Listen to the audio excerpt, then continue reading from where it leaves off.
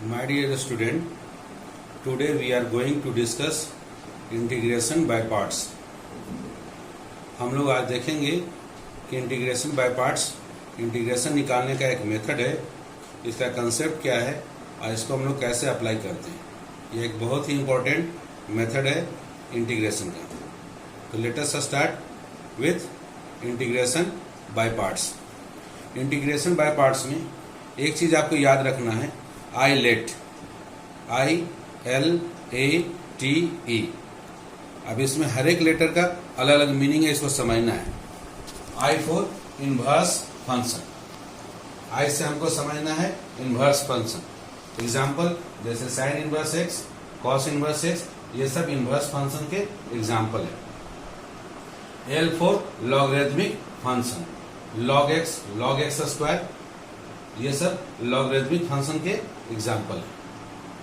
A for algebraic function, algebraic function for example x cube, x square plus x, x plus 1 and so on, these are algebraic function. And T for trigonometric function, जैसे sine x, cos x, tan x, sec x, ये सब trigonometric functions के example है। And E for exponential function, e to the power x, e to the power 2x, these are the example of exponential function। तो केवल ये name आपको याद रखना है, ILATE, ILATE। इसमें ऊपर में जो भी फंक्शन रहेगा उसको हम लोग को u समझना है और नीचे वाले फंक्शन को v समझना है। हाईएस्ट हायरार्की में जो भी फंक्शन होगा, ऊपर में जो भी फंक्शन होगा उसको u समझना है और नीचे वाले फंक्शन को v समझना है। और यहाँ पर हमें एक फॉर्मूला इंटीग्रेशन बाय पार्ट्स में यूज करना है। दो फंक्शन यहाँ मल्टीप्लाई रहेगा, u इंटू v, दो फंक्शन का प्रोडक्ट है। इसमें हमको डिसाइड करना है कि u और v क्या है। u और v आपका इसी आइलेट में से कोई दो फंक्शन दिया हुआ रहेगा।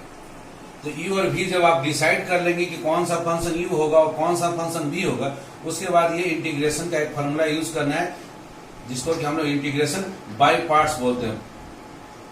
टुकड़ा टुकड़ा करके हम लोग इसका इंटीग्रेशन निकालते हैं। इसका फॉर्मूला क्या है, u इंटू वी dx में u फंक्शन को जो कि ऊपर में आ रहा है, ऊपर के हायरार्की में आ रहा है, उसको छोड़ देना है।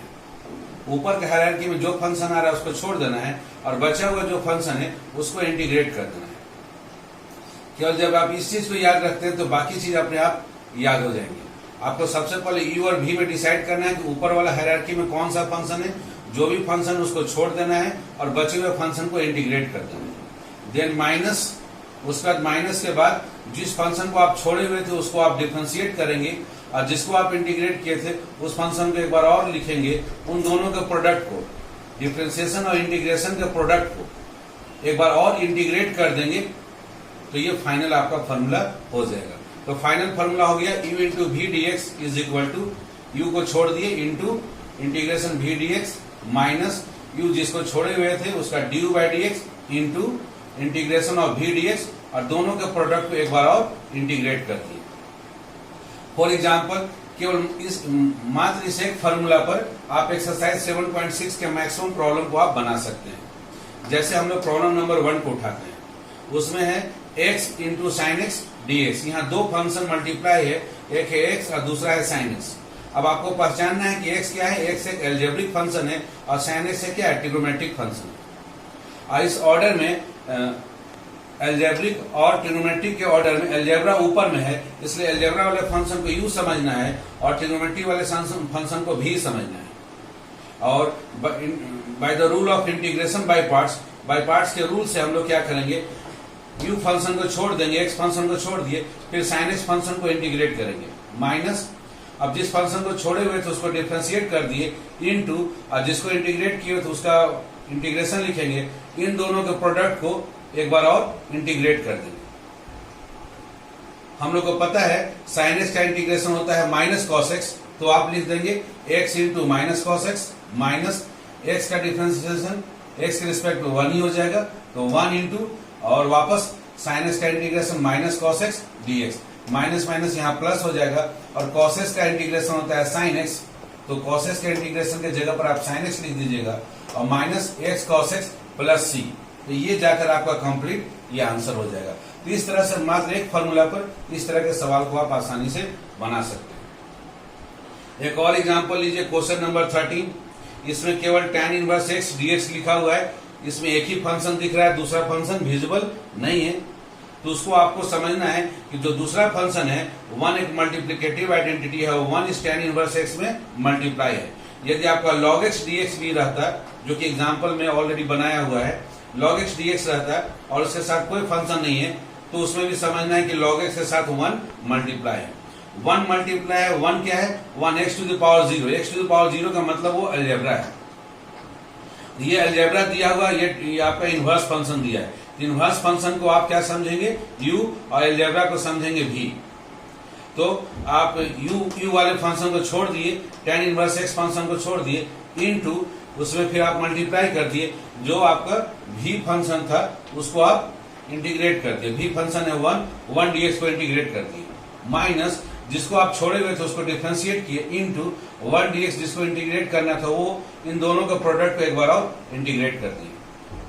वन dx का मतलब dx और dx का इंटीग्रेशन होता है x, इसलिए इसका वैल्यू हो गया x tan inverse x, minus tan inverse x का डिफरेंशिएशन होता है 1 divided by 1 plus x square, और 1 dx का इंटीग्रेशन हो गया x, तो ये आ गया x divided by 1 plus x square.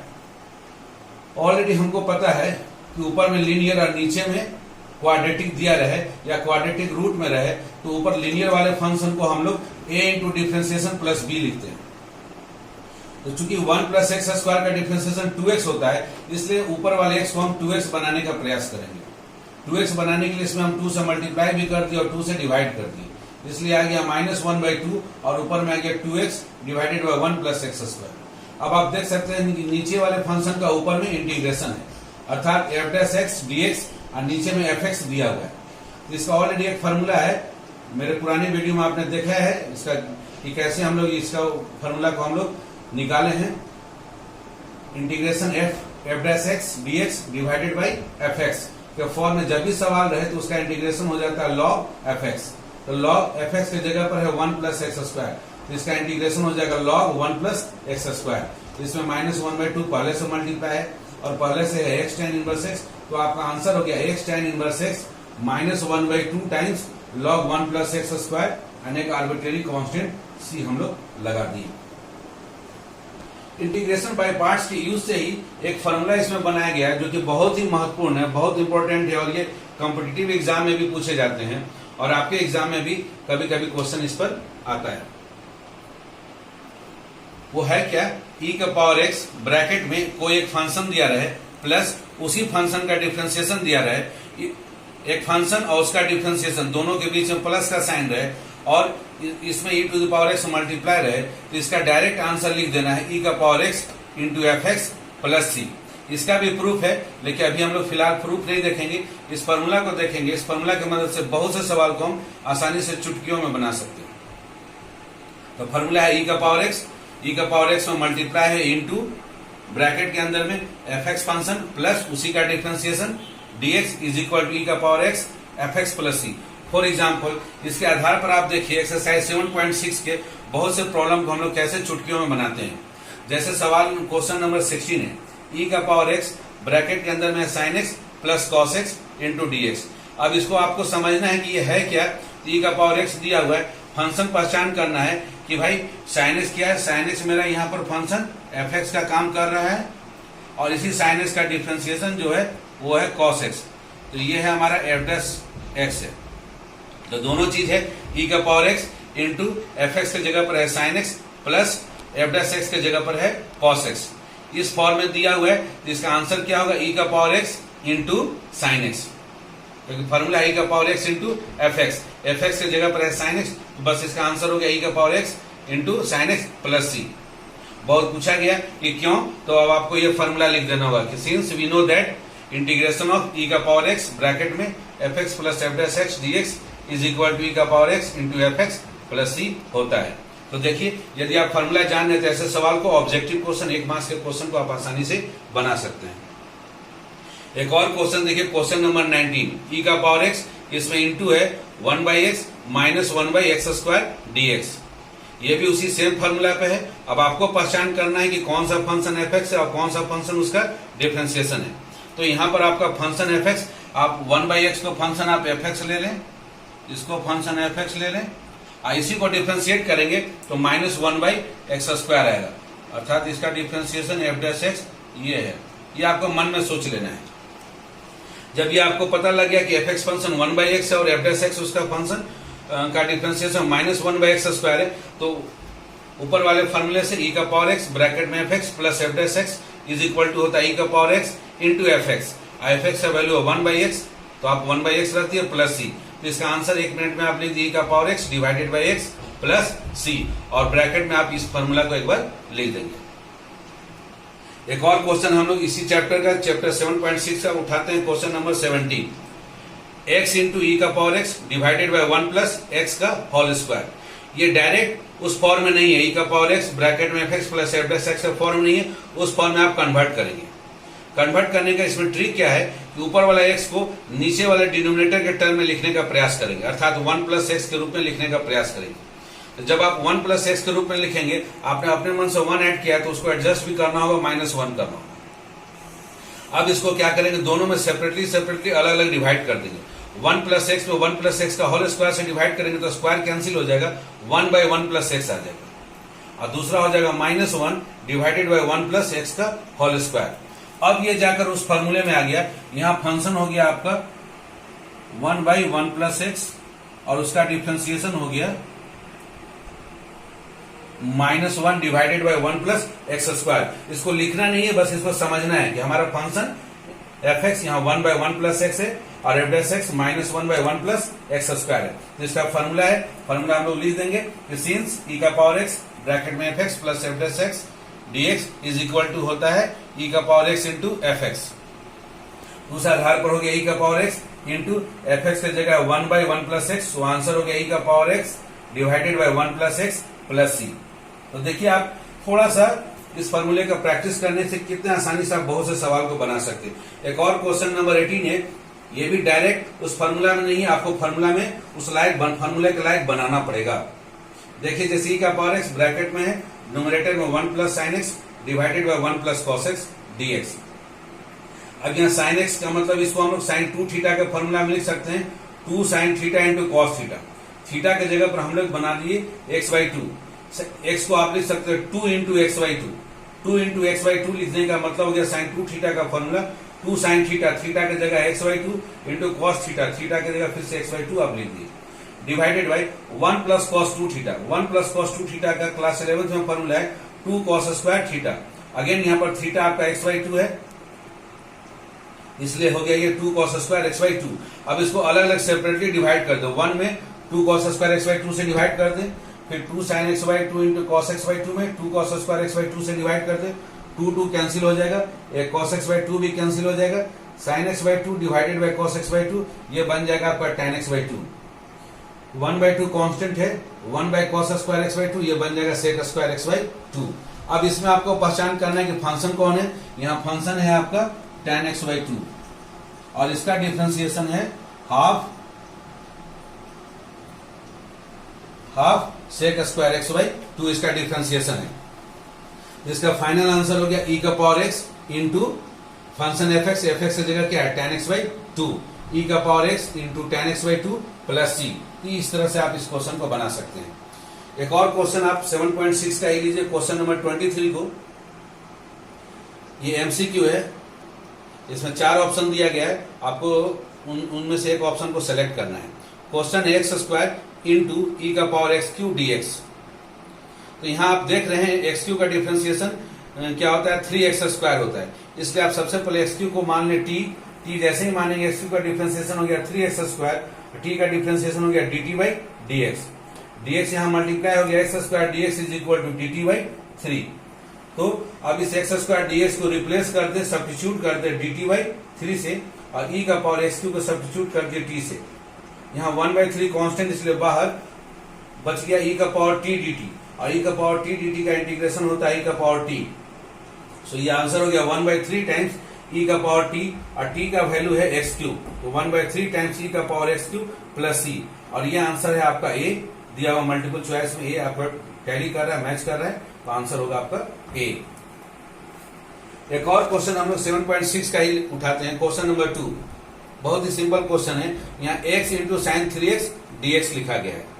तो अगेन इसमें आप पहचान कीजिए कि x क्या है, अलजेब्रिक फंक्शन है, साइन 3x क्या है, ट्रिग्नोमेट्रिक फंक्शन है, और उन दोनों में ऊपर के ऑर्डर में आता है अलजेब्रिक फंक्शन, इसलिए x को मानना है u, साइन 3x को मानना है v। अब इंटीग्रेशन बाय पार्ट्स के फॉर्मूला से आप u को छोड़ देंगे और साइन 3x को इंटीग्रेट करेंगे। Integration of sine 3x dx minus जिसको छोड़े हुए थे x को उसको डिफरेंशिएट कर दिए इंटू, और ये जो इंटीग्रेशन पहले से लिखे थे इंटीग्रेशन साइन 3x dx, इन दोनों का प्रोडक्ट इसको इंटीग्रेट कर देना है। साइन 3x का इंटीग्रेशन माइनस कॉस 3x हो जाएगा, लेकिन चूंकि x का कोफिशिएंट अदर देन 1 है, जो भी कोफिशिएंट है उसी से डिवाइड करना है, ये सब्स्टिट्यूशन मेथड से आता है, तो डिवाइडेड बाय हम 3 लिखेंगे। Minus dx divided by dx ये 1 हो गया, और साइन 3x का integration once again minus cos 3x divided by 3, minus minus plus हो गया, और 1/3 कांस्टेंट हम लोग यहां से बाहर कर दिए, और cos 3x का इंटीग्रेशन अगेन जानते हैं साइन 3x डिवाइडेड बाय 3 होता है। सो आंसर हो गया आपका minus x cos 3x divided by 3 plus sign 3x divided bye 9 plus c। आखिरी इसी चैप्टर के एक और क्वेश्चन देखते हैं, क्वेश्चन नंबर 24। ये भी एमसीक्यू क्वेश्चन है, 4 ऑप्शन आपको दिया गया, उसमें से एक ऑप्शन सेलेक्ट करना है। क्वेश्चन e का power x into sec x, bracket में है 1 plus ten x dx। Sec x को आप मल्टीप्लाई कर दे, सेक x को मल्टीप्लाई करेंगे e का पावर x, ब्रैकेट के अंदर आ जाएगा sec x plus sec x into ten x dx। अब यहां पहचान करें कि आपका फंक्शन fx कौन है, फंक्शन fx है आपका सेक x, और उसका डिफरेंशिएशन कौन है, उसका डिफरेंशिएशन है सेक x इंटू टेन एक्स, और फॉर्मूला का यूज करके e का पावर x, ब्रैकेट में fx plus f dash x dx बराबर होता है e का power x into fx। fx की जगह पर है सेक x, तो आपका आंसर हो जाएगा e का power x into sec x plus c, और ये है आपका आंसर नंबर बी।